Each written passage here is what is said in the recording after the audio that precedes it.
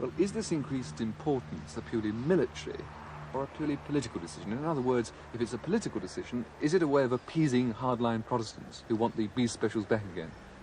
Well, I certainly, as the Army Minister, I don't look upon it at all in that way.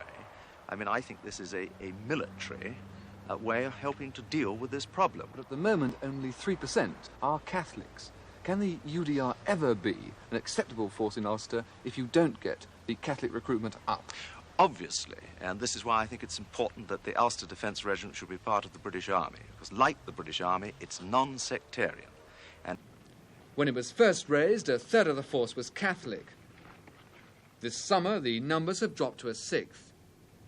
And while applications to join have soared to 300 a week, barely 3% are Catholic. UDR is really just the B specials in uniform, and what you've just said almost backs that up.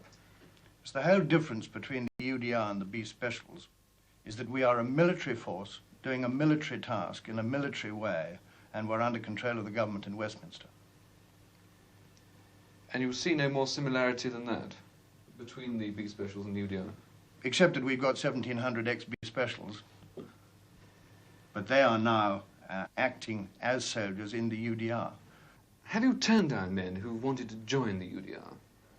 Yes, people do get turned down because we have a vetting system which checks whether they have a police record, whether they're extremists, or whether they're undesirable in any other way.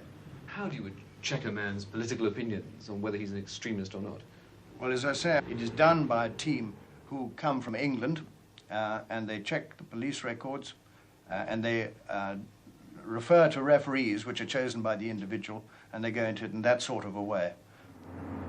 So long as the Ulster Defence Regiment is part of the British Army and subject to control by Westminster, there is little likelihood of its becoming the sectarian force Protestant hardliners would like to be.